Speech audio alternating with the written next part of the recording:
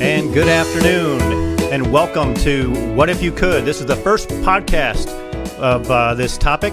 My name is Brian Searcy. I'm your host. I'm going to tell you a little bit about me today, but most importantly today, I'm going to tell you about what Main Street Pilot is and why the title What If We Could and what Main Street Pilot does. The format in the future for all these podcasts is I'm going to have guests here, and we're going to talk about some of the great things that they're doing to help society, what their great companies are doing, and how that ties into the theme of what if we could. But like I said today, I'm going to focus specifically on just introducing what this concept is to everybody. Zach, you ready to go? Yes, okay. I'm ready to go. Yeah, I'm more intrigued than anybody about this because I had to write the description for Facebook, so I can't wait to find out what exactly we're doing. Yeah, please, Brian. All right, sounds great. So, who is Brian Searcy? I'm a retired Air Force colonel. I spent 23 years in the Air Force, retired in 2010. Since then, I've done a number of things. I worked for a defense contractor for a little while, decided that really wasn't what I wanted to do, started speaking on leadership, and then also started helping my beautiful wife, Heather, build her screen printing business, did that for a few years. Then about 3 or 4 years ago, Zach, I ran into a friend of mine who became one of my closest friends, and also the co-founder of the company, Mark Stratton. We met at Denton Bible Church. We were both there. Denton Bible, huh? Denton Bible, Tommy Nelson. We were getting ready to put together a program to help the homeless up in Denton County. And Mark and I hit it off and got together not too much longer after that. And he was a Marine, I was Air Force, so we had the love of our country in common. So we started talking about what's going on in our country today, the divisiveness that we see in our country. It's amazing how bad that it's actually gotten. I don't know if amazing is a good word to describe it. Maybe there's a different word that would be more, negative, but the divisiveness in our country is scary. It's a big question to ask. It's very, very, very, very scary. So we started asking ourselves, well, what if we could, or what if you could? What if we could get back to what the founding fathers set forth in the Declaration of Independence, where everybody strives for life, liberty, and the pursuit of happiness? What if we could get back to that? What if we could get back to having a political system where both sides would actually listen to what the other had to say instead of listening to respond because they've already made up their mind? I feel like the natural answer of most here would be the skeptical. Well, sure, it'd be great, but how? Well, and that's what we've been working on for the last 3 or 4 years with Main Street Pilot. So that was a great lead-in, and that's what we're going to talk about today. Main Street Pilot got started because Mark and I truly thought that there is a way to go and fix this problem. So for the last 3.5, 4 years, we have been putting together concepts, tools, and a way to present these concepts and tools to allow the learning of necessary skills that have basically vaporized. So wow. About a year and a half ago, we started a number of pilot programs. Mm-hmm. These pilot programs were in elementary schools, high schools, colleges, and corporations to try and figure out the best way to teach these skills, to allow people the opportunity to learn these skills. And we're going to get to that in a second because there's 6 barriers out there, and one of them is how do you actually teach these types of skills. So Main Street Pilot got started to solve this problem. We came up with the name Main Street Pilot. Everybody crosses life on Main Street. We want everybody to get back to Main Street. Get off your phone, get back to crossing life on Main Street, having conversations. I like that, yeah. And then you've all got to pilot your life. You've got to take ownership of it. Somebody else shouldn't be in charge. Sure. Under our country, we all have our inalienable rights to be our own person. Your problems are your own. Okay, you've got to take advantage of that. So you've got to pilot your own life. And then my background is a navigator in the Air Force, and then as a private pilot, there was a little bit to that as well. So Zach, let me ask you a question. If I were to ask you what is the difference between hard skills and soft skills, how would you answer that question? Soft skills, personal skills. How would you answer that question? I'm not sure. And what I would probably say is I'd probably liken it to what I believe is an accurate or relatively accurate analogy. I'd say there's a difference between intelligence and street smarts, right? Intelligence is book knowledge, math. Street smarts is, you know your way around things. You may not be the smartest intelligent-wise, but you can get through the day. That is actually a great way to look at it.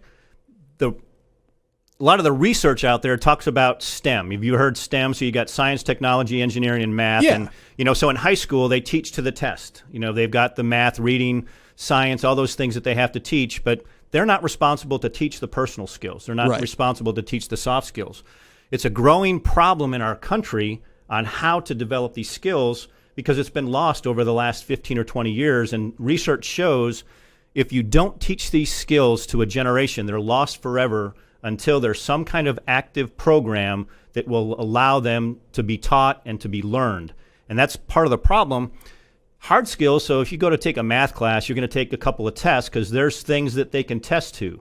Personal skills, the soft skills, there's no tests. Right. Whether or not you can communicate or not, whether or not you can solve problems, think critically, negotiate, do conflict resolution. These are all the big lists of personal skills. Yeah. There's no real way to test that because you've got to take ownership of that. No, it's a real problem. You're absolutely right. I went through 4 years of high school and college, and sure, I learned basic calculus, but balancing a checkbook, totally missed that. And which one is arguably more important in my life? Absolutely. So where are we today with these skills? I've been very vocal saying that we are at an epidemic today with the lack of personal skills in our society. Kids coming out of college, out of high school, but even the first levels of managers in companies are having trouble with this.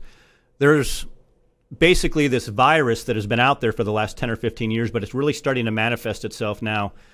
I talk to a lot of parents that have kids in high school, and when I talk to them about the need for these skills. And they, at the end, always come up to me and say, but I thought they were learning this in high school. It's not what is taught in high school. They teach to the test. They teach the hard skills. Yeah, I appreciate that you call it a virus, because a lot of people, I think, would say, well, that's harsh, Brian. This is a harsh problem. It's a big deal. I'm going to get to, right now I'm talking about some anecdotal pieces that I've learned. Yeah. But I've got some statistics that I'm talking about here in a second that really show that it's a virus and it's an epidemic that we've got to fix. So we talked to the parents. So I spent a lot of time in high school. So I've talked to a bunch of high school kids, but we've also spent time in universities talking to the personal skills, life skills coordinators at those schools. And they tell us that these kids coming into college today can't make decisions. They don't have the personal skills. They can't communicate. They can't walk in and shake someone's hand, look them in the eye. That, all the important things that you need to have on that first job interview, they can't do right now. So these skills are lost. And then I talked to a lot of business owners. As a matter of fact, over this last week, I've done about 14 or 15 radio interviews regarding the topic of how you fail when you go in for that first job interview. And most of the time, people are failing because of two things. They haven't done preparation, and they don't have the right skill sets that they've developed over time to be able to communicate with that interviewer. They don't shake hands. They don't look them in the eye. They don't listen. There's a whole host of things that are part of that problem. Gosh, what a constructive conversation to have, because I know people are big on how to succeed, but how you fail is almost as important. Is what did you do wrong, and how do you correct that behavior next time? That's what failure is all about. And it's the mistakes, absolutely. Yeah.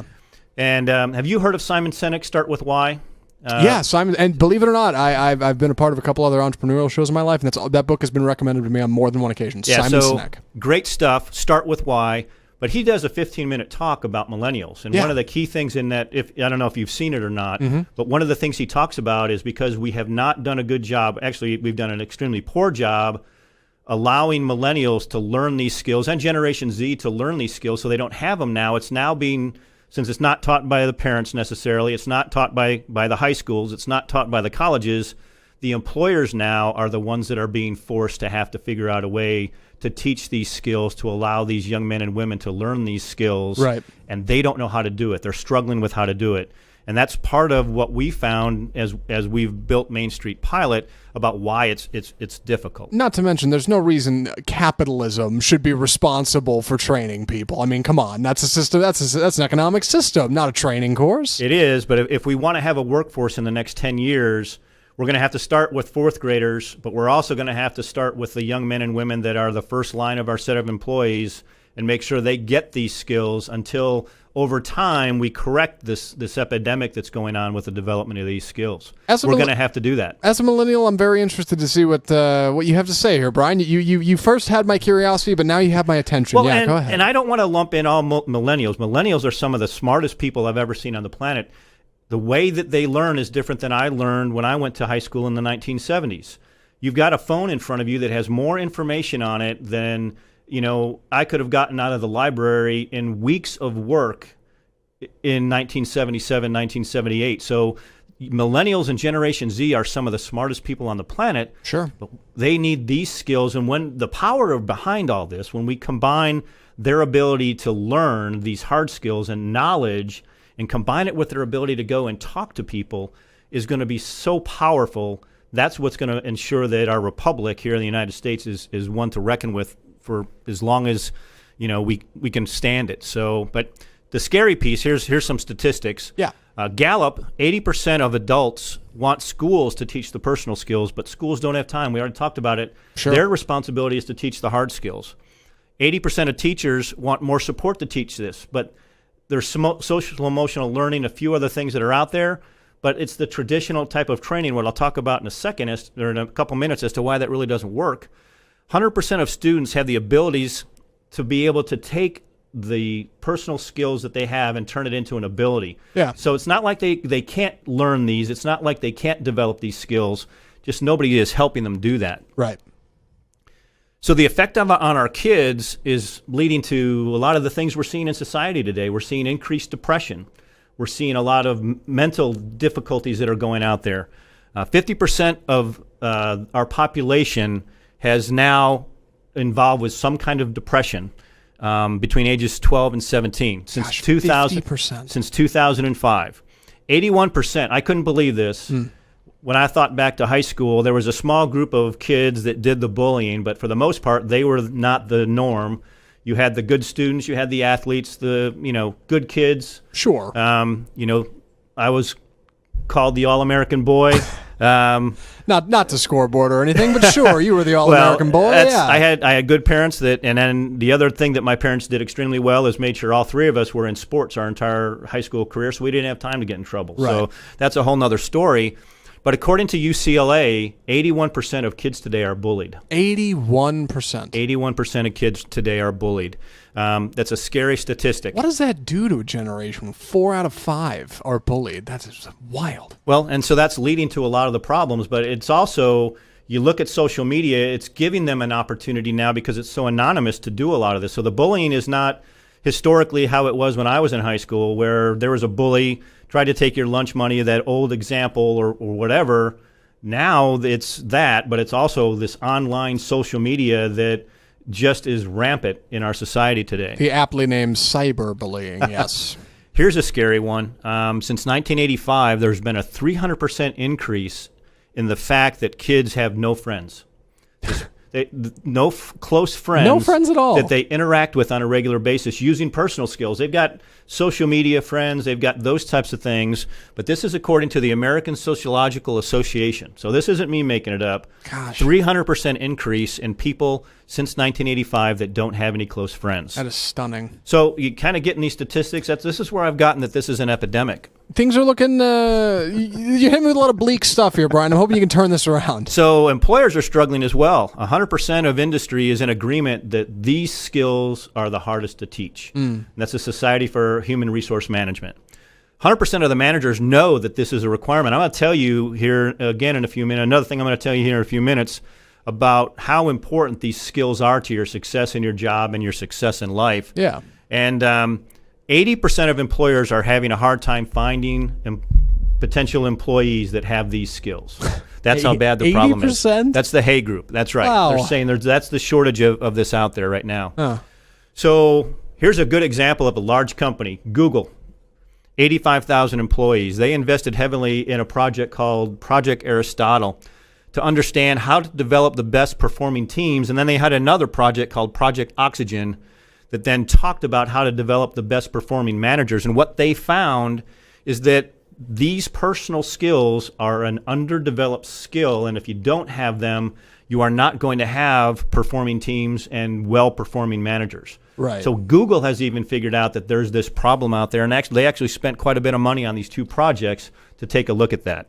Like I said, things are looking a little bleak, Brian. Yeah, I'm hoping you can help me dig out here. Well, and absolutely we can do that. So Yeah. Harvard University, Carnegie Institute, and Stanford Research, this is the statistic I was talking about just Sure. a few minutes ago, is 85% of your success in that first job, or actually 85% of your success when dealing with anybody, is having well-developed personal or soft skills. Well, they say it's who you know, right? That's what it is. Well, what it boils down to is I could go get a master's or a doctorate degree, but if I can't interact with my boss, if I can't interact with other employees, if I can't interact with clients, if I can't listen, Yeah. that's another big problem out there today, of the lost art of listening. We all listen in our society today to respond. So I want to have a conversation with you, whether it's on politics or math or the Mavericks or the Rangers or the Cowboys. What normally is happening in dialogue today is I have my own opinion and you have your opinion. I'm going to be quiet until you tell me your opinion, but I'm not going to listen to you because I'm just waiting for you to stop talking so I can tell you my opinion. Gosh, that's a scary thought. And that's what is part of the divisiveness in our country today. So that's why you've got to work on these skills, why these skills are so important. And you will be 560% more impactful in your job, 5.6 times more impactful if you have these personal skills over your hard skills. Gosh, you're totally right. Yeah. And that's combined. But then the key then is you've got a great education, you've got this degree, you've learned all these things, you combine that with these personal skills, now you're unstoppable. No, you're right. I grew up with a kid in high school. I think about this more often than I probably should. Man, smart as a whip, great at math, just super clever, but the kid cannot talk to people to save his life. And to be fair, looking at where he's at now, I'm like, I feel like you'd be doing a lot better if you could just get out and figure out how to interact with the world. And it's a struggle. He missed that in school. Absolutely. And that's what Main Street Pilot, that's our mission, that's our goal. Yeah. To get out and get the word out there, whether it's our company that people talk to or it's another company or it's just programs that are out there that are developed at schools to be able to accelerate this. My passion, Mark's passion, is to make sure that our country stays the best and greatest country on the planet, that this republic survives. There's a movie that talks about how being a citizen in the United States is tough. Citizenship in the United States is not easy. You've got to work at it. You've got to want to be part of our republic. You want to follow all the great things that we stand for. And to be able to do that, you have to have these personal skills so that you can communicate. So how do we fix it? So what if you could? So one of the things I talked about a little bit ago is that traditional training doesn't work. In schools, it's teaching hard skills, so they really don't have time to teach it. You get into college, kind of the same thing. Yeah. And in businesses, they don't know how to do it because they're still trying to use the ability to learn these skills the old traditional way where you get a 2-hour course. You know, they've got a 2-hour ethics course that you take once a year that you're supposed to use that to figure out how to deal with things in the future. Well, there's no space on a resume for soft skills. It's just kind of assumed you'll know that. Well, and exactly. And it used to be taught in schools, not taught in schools, but you learned it in schools with interaction with friends. But your parents were also building up these skills for you. When I talked about interviewing this last week and these young men and women that are going for interviews, I had my first job when I was 16 years old. So, as did I. So people that have done that, they've had the opportunity to learn some of these skills. But all too often today, the first opportunity that somebody has to interview and demonstrate whether they have these skills is when they're going for that first job in college or that first internship in college. And if they haven't learned these skills, they have a rude awakening. Right. So what has happened today is the development of bad behavior. You've got people on their phones. You have people that don't know how to communicate, don't know how to think, solve problems. So they've, over time, built up this bad behavior. Do you think that's something that can be fixed in a 2-hour course? Oh, in 2 hours? I don't know. Yeah, that's a pretty steep hill to climb. Well, so it took a bit of time to get to that bad behavior, right? Well, sure. So I mentioned I was an athlete in school and was a navigator, and now I'm a private pilot. Mm-hmm. It took me years of practice to be able to get a certification to just be able to go and fly an airplane. So I had to establish a whole bunch of good behaviors. If we want people to have personal skills and the ability to make decisions that are quality decisions, they need to learn that over time. They can't do that in a 2-hour course, a 2-day seminar, or even a week-long course. Right. There's no get-rich-quick scheme for this. No. Yeah, there's no easy fix. And then once you have started to establish this good behavior, this better behavior, and the understanding of these skills, it can't just go on the shelf. It's got to be something that you continue to practice. So I haven't flown an airplane in 2 years. If I were to try and go fly that airplane today, I would be risking my life and a lot of other people's lives if I were to go and do that. Sure. So I know that I need to go and practice again before I fly that airplane. The same thing applies to the development and then the use of these skills. You have to use them on a regular basis the learning of them has to be done on a regular basis to change the behavior. So it takes time, it takes practice. And it's got to be tough to overcome that feeling of like human complacency, because it's easy for people to go, hey, life's not so bad. I've got my phone, right? Like it's got to be challenging to get over that. Well, it can be, but the key is, and it goes back to the name Main Street Pilot. When you take ownership of the development of these skills and you take piloting of your own life, the development of your own life so that your life is successful, then that is how you develop these skills. And we talk about teaching people to think before they make a decision and using the skills that we put in front of them. But again, unlike the traditional training where you go get a 2-hour course and then 3 weeks from now I'm supposed to remember this, we use micro-learning over a period of 48 weeks, potentially, where they're getting 5 or 10 minutes a week that is consistently building on this. And then the entire organization is using this language to reinforce it, so that that's now the good behavior that has been established. That's now the thought process when making decisions. So, sorry, I didn't mean to cut in here. No, that's okay. Tell me about the micro learning, 5 to 10 minute sessions. That catches my ear. Well, if you look at how the young men and women today, or even people my age, you don't go do a lot. Attention span isn't what it used to be. No. Matter of fact, there's some studies out there that say your attention span is basically equal to your age. I would argue that's not true, because I'm 56 years old and my attention span certainly isn't 56 minutes. Sure. But go to YouTube now, you get a 90-second or a 2-minute video. That's how people are digesting information. Right. That's the way that they are learning now. So that's the way to allow them the opportunity to learn it and to build up that knowledge over time. That's one of the key things. But one of the other barriers, as I mentioned, there's 6 of them, but one of the other barriers is people don't really have time in their lives to spend an hour a day or even an hour a week on a concept like this. So that's why when you use micro-learning, you can take these contents, or our content, our concepts, and the way that we build on it and program it, short periods a week. Everybody has 5-10 minutes a week, couple times a day, or couple days a week, to build on these skills over a 48-week period, so that at the end of that 48-week period, you now have built up all these concepts. You've established a new behavior.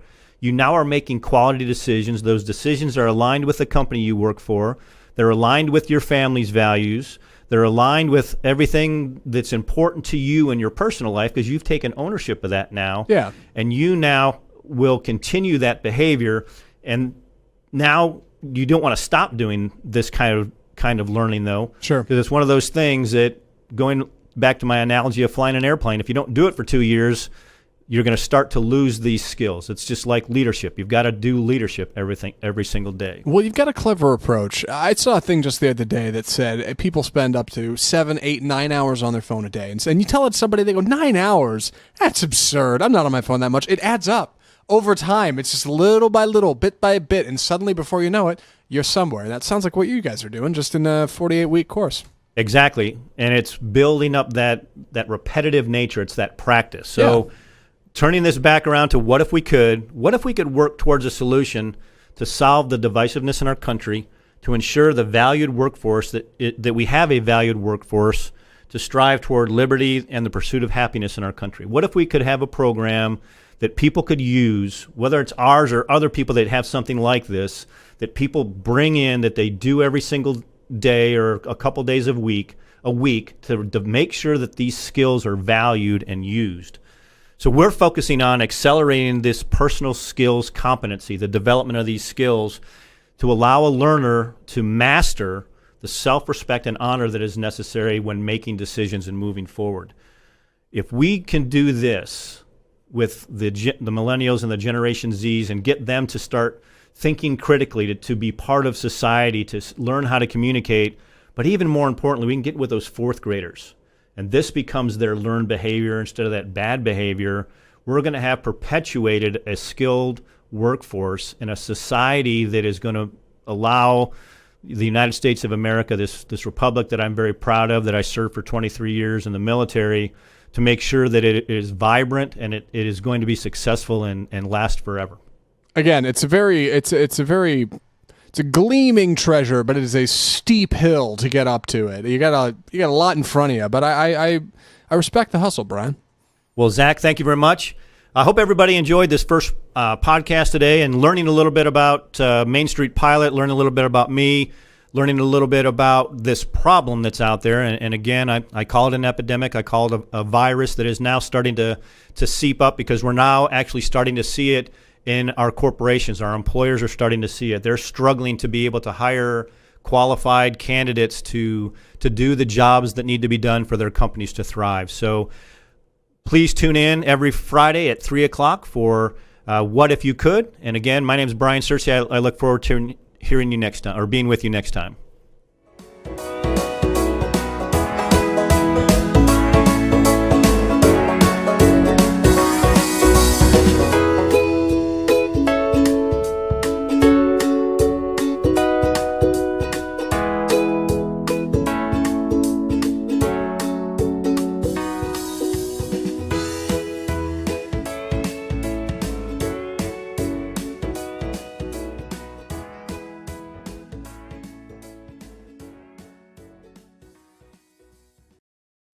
You're listening to RNCN, the digital destination for premium talk radio.